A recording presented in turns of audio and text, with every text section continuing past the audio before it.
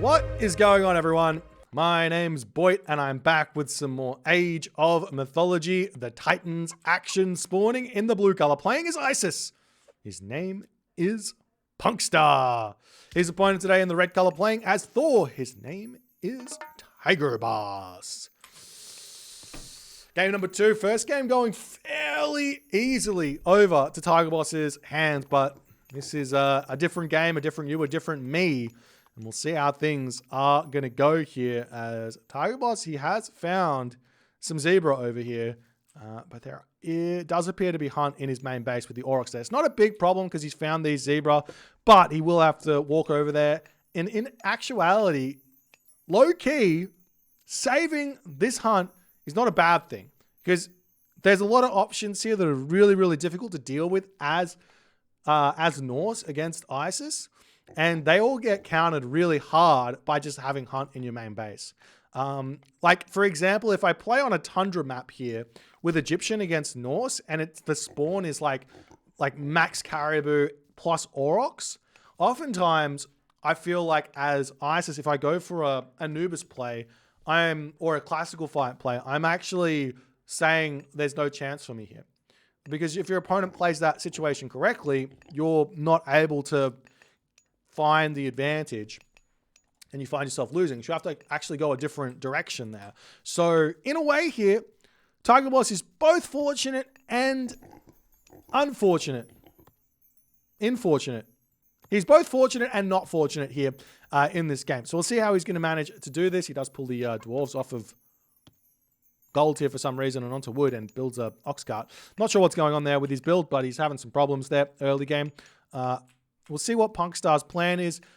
In all honesty, in this situation, he's got several different game plans. So we'll kind of list them off and then kind of see if we can work out what Thor can do as a defense for them. So Anubis is obviously an option that he can go for. It doesn't necessarily have to be a full classical fight Anubis. It can be an Anubis fast mythic, Anubis fast heroic. It can be Anubis not building any Anubites and just getting yourself the Necropolis upgrade, enjoying that into the heroic age, spamming Scorpion Men or spamming Patsukos. Lots of options where that's concerned. But he could, but basically Bast is normally going to be the best option in this sort of a map, on this sort of a matchup. But we'll see what happens there. He could go for a fast second town center classical fight, which is also a decent option. Though at this point, his forward town center is not very good. Back town center, though, there is going to be an elephant somewhere around here. It looks like it's back here. No, that's a pig. Where's the elephant? Looks like the elephant's over here. So no second town center here is going to be too good for Punkstar. So I think the best option here for him is to be considering some sort of a fast heroic into a timing attack. Which means if we take a look over here for Tigerboss, what can he do to defend against that sort of a timing? And does he have to consider the Anubis? So we'll talk about what happens if you see Anubis here from the Thor perspective. And the best way to play it, especially with a map like this, grab this town center, wall this off, stick some Hersur back here, stick some Hersur on the wood line over here, stick some Hersur on the gold over here, grab your town center, just boom, enjoy that defensive play, happy days. No worries, you're going to be completely fine. If you see Bast, similar strategy as possible, but you can also stay one town center and put some pressure onto your opponent as well.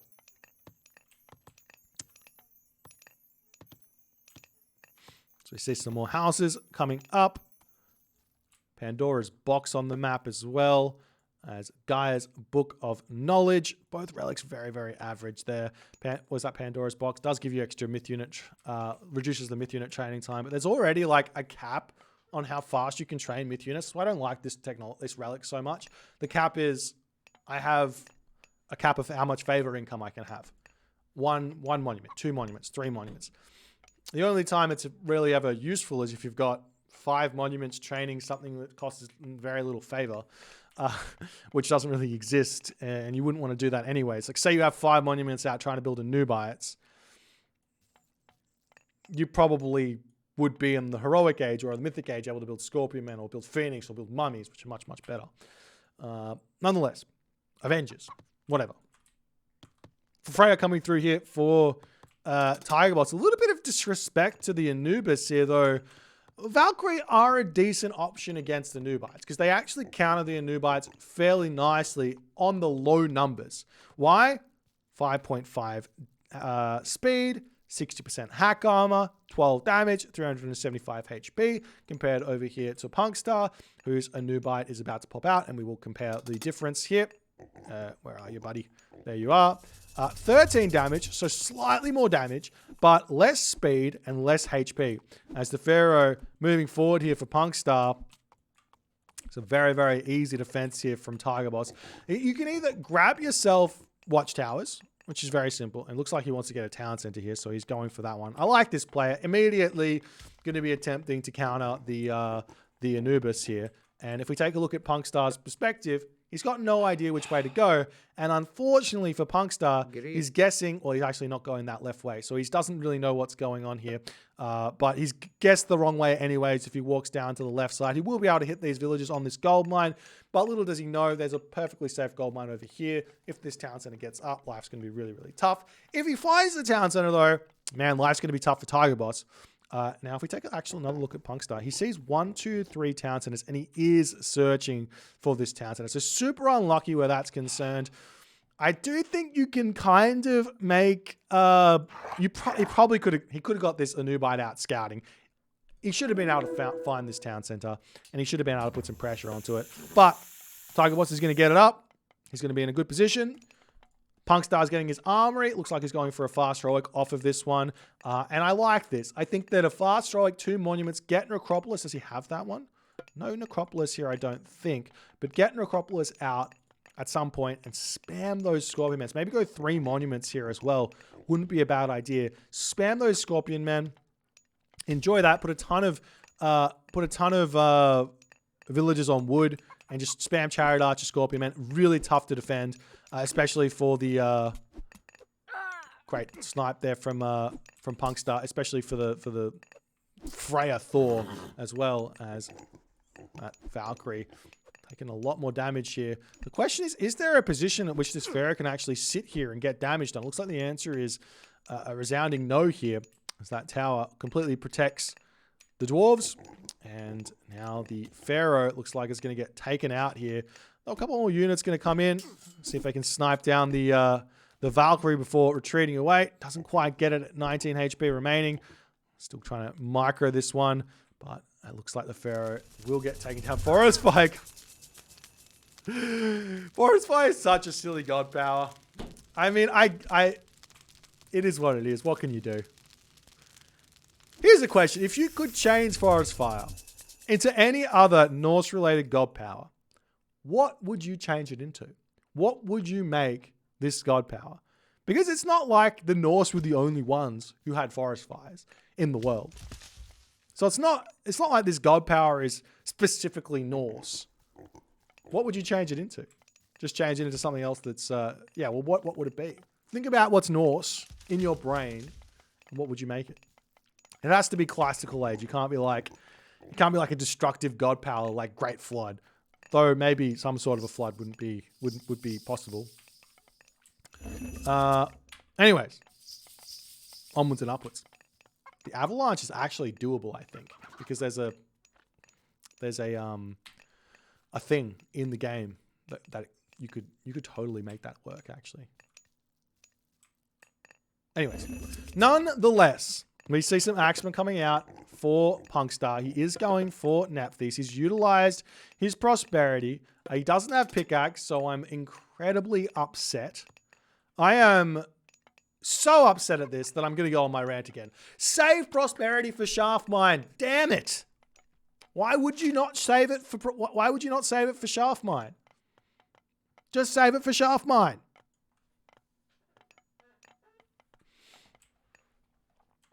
All right, onwards and upwards here.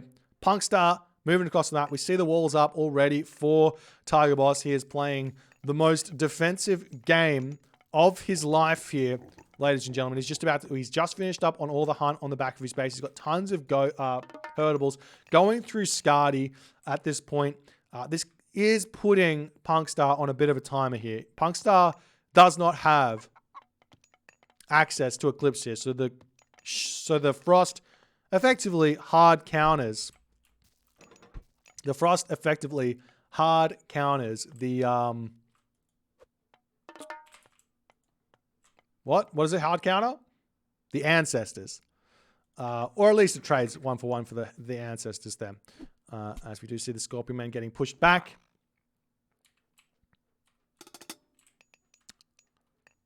As we do see a great suggestion, actually. Some sort of Fimbulwinter-esque god power, which just slows your opponent's units down by a certain amount. Wouldn't be a bad god power in the slightest, and obviously very, very easy.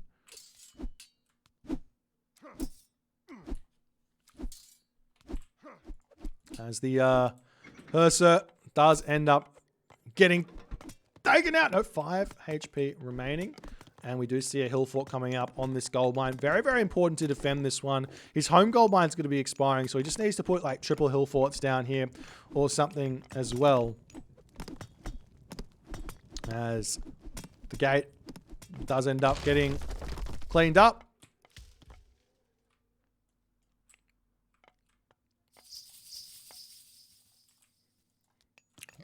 Punkstar does have an idle chariot archer here that's kind of trapped, but luckily he can garrison it into that Migdol stronghold and save it if he wants.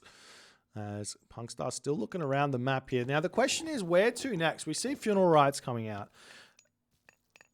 If Punkstar didn't use prosperity, he could have saved it for shaft mine.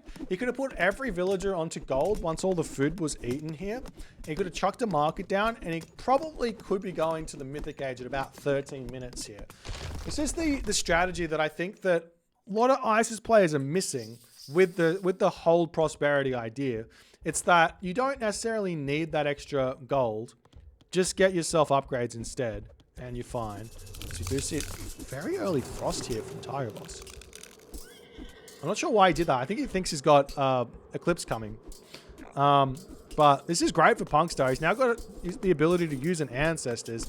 It might be worth just dropping the Ancestors at this point anyways to just prevent his units from being attacked so that at least they have to deal with something. There is only a little bit of like Cursor and stuff. Good micro there from Tigerboss. Good awareness of the cavalry.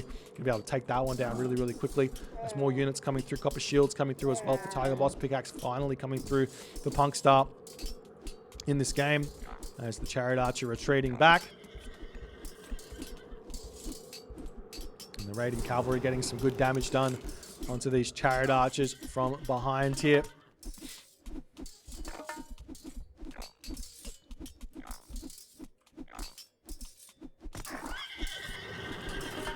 Now the chariot archers will pop out. Of course, Ancestors gets thrown down here. The priests here can be utilized very easily to take out those frost giants. Look at the damage coming in now that the funeral rites is in there. It gets so strong against these heroic age units. Obviously, they're quite weak against some of the really, really tanky units like the Colossus. But they're really, really useful in the heroic age with that funeral rites upgrade there. As the frost giant comes over here, gets a little bit of damage done. Raiding cavalry going to get some damage done as well. As Punkstar pulls back ever so slightly here. As the Pharaoh's coming back in. Can Punkstar continue to take these fights? He might want to consider getting himself a town center fairly soon because the villager differential is starting to get a little bit out of control here. And Tigerboss has got some really strong units at this point. As one Frost Giant does end up falling. We do see another one going to be going down there as well. As it does not manage to retreat away. That low HP Scorpion Men there. Definitely could be using that one getting healed back up, but the Herser does manage to snipe that down as the army coming through. There's the heavy cavalry in, and now the army of Punkstar is looking incredibly weak here as Tigerboss. Does he have Thundering Hooves yet? Not just yet. He can actually tech into that as well once he gets the food in. Farms coming down as well in classic Atlantean fashion there with no thought process. Just put them anywhere. It's not a problem. There's more units popping out. We see a market dropping down as well. Lots of gold in the bank. I love this idea from Tigerboss. He's the first one to be using it here. He's going to be able to buy some food. He's getting himself irrigation. He can actually buy Thundering Hooves. He can buy Winter Harvest, and he'll be in a great position here. Is that what he is planning on doing? He gets himself bronze shields. Still not getting those other upgrades, which I think he is definitely missing out on. Look at the walls coming up over here as well for Tigerboss. As the army swinging around here for Punkstar. You also see a little bit of a sneaky gold mine over there as the army comes around. These units are going to be doing so much damage. There's also a handful of Huskal here at 55% pierce armor. They basically take no damage from those chariot archers, which is a big, big deal. And there's no retreat path here for Punkstar. He has to take this fight as the raiding cavalry encircling here. No heavy chariots for Punkstar is really hurting him as well, as these units basically get cleaned up here. A great trade here for Tigerboss, pushing himself very, very far in front in this game. Copper Shep wields copper weapons here coming through as well for Tigerboss as medium infantry finishes up there, as now the Huskal are going to be doing even more damage and soaking even more damage as well. And in that moment, Punkstar does decide to tap out as Tigerboss too well defended here in this game. The attack doesn't quite work out for Punkstar. I do think that Punkstar here, his game plan just not quite well thought out, not quite well thought out enough here to give him enough of an advantage. The earlier Boit slowing him down. I don't think he got Necropolis here in this game, so he didn't get that extra favor. He couldn't pump out those Scorpion men. He didn't utilize that prosperity well here. He could have used it for Shaft Mine with, say, 40 villages on gold at like the 10-minute, 11-minute mark or something like that. And he could have been completely fine here with a ridiculous amount of gold in at that moment there to continue the push happening and maybe break through here. Against a Thor going Anubis into a fast Nephthys doesn't make a whole lot of sense. Probably would have been better off going actually Hathor here, getting the rock out. Locust onto this position would have been huge. Locust onto the farms as well could have been an option. Lots of different plays here for Punkstar as Tigerboss makes this kind of Isis look incredibly weak here. But in actuality, this matchup ends up being a very, very fun, even matchup. But Tigerboss too strong here, winning the second game. It is best of 5. Punkstar does have an opportunity to come back here. We'll see if he can compose himself for game number 3 and find a victory. If you guys enjoyed this game, please consider the follow on the Twitch. If you're on the YouTube, hit that subscribe button, and I'll see you guys in the next game.